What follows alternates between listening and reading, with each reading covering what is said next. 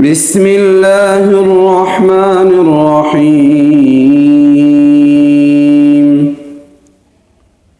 الطلاق مرتان، فإمساك بمعروف أو تسريح بإحسان. ولا يحل لكم أن تأخذوا مما آتيتموهن شيئا إلا أن يخافا ألا يقيما حدود الله، فإن خفتم ألا يقيما حدود الله فلا جناح عليهما فيما افتدت به، تلك حدود الله فلا تعتدوها، ومن يتعد حدود الله فأولئك هم الظالمون.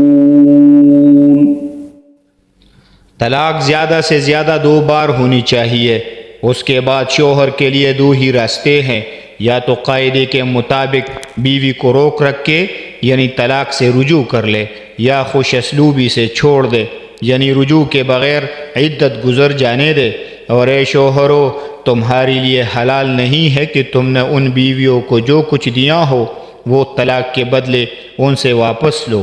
الا یہ کہ دونوں کو اس بات کا اندیشہ ہو کہ نکاح باقی رہنے کی صورت میں اللہ کی مقرر کی ہوئی حدود کو قائم نہیں رکھ سکیں گے۔ چنانچہ اگر تمہیں اس بات کا اندیشہ ہو کہ وہ دونوں اللہ کی حدود کو قائم نہ رکھ سکیں گے تو ان دونوں کے لیے اس میں کوئی گناہ نہیں ہے کہ عورت مالی معاوضہ دے کر علیحدگی حاصل کر لے۔ یہ اللہ کی مقرر کی ہوئی حدود ہے، لہٰذا ان سے تجاوز نہ کرو، اور جو لوگ اللہ کی حدود سے تجاوز کرتے ہیں وہ بڑے ظالم لوگ ہیں۔ فإن طلقها فلا تحل له من بعد حتى تنكح زوجا غيره، فإن طلقها فلا جناح عليهما أن يتراجعا إن ظنا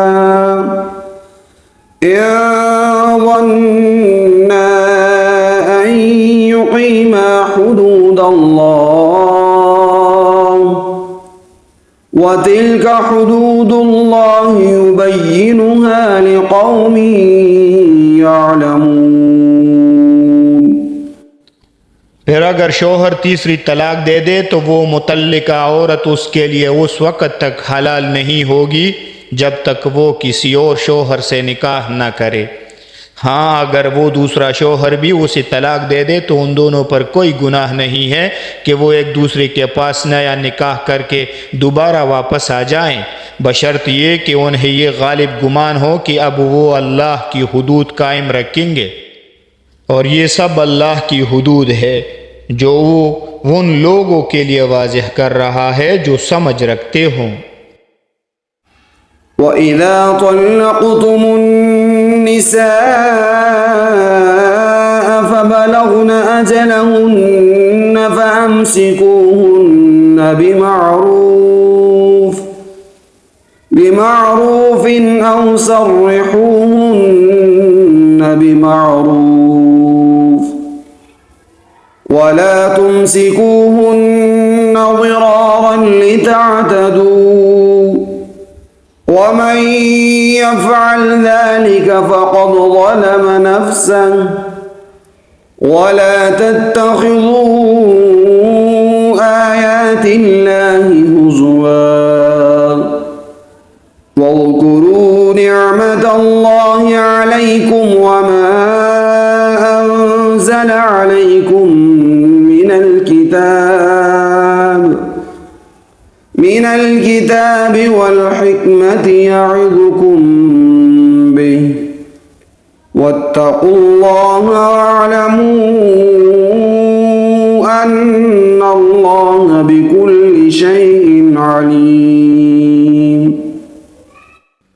اور جب تم نے عورتوں کو طلاق دے دی ہوں اور وہ اپنی عدت کے قریب پہنچ جائے تو یا تو ان کو بلائی کے ساتھ اپنی زوجیت میں روک رکھو یا انہیں بلائی کے ساتھ چھوڑ دو، اور انہیں ستانے کی خاطر اس لیے روک کر نہ رکھو کہ ان پر ظلم کر سکو، اور جو شخص ایسا کرے گا وہ خود اپنی جان پر ظلم کرے گا، اور اللہ کی آیتوں کو مذاق مت بناؤ، اور اللہ نے تم پر جو انعام فرمایا ہے اسے اور تم پر جو کتاب اور حکمت کی باتیں تمہیں نصیحت کرنے کے لیے نازل کی ہے انہیں یاد رکھو، اور اللہ سے ڈرتے رہو اور جان رکھو کہ اللہ ہر چیز کو خوب جانتا ہے۔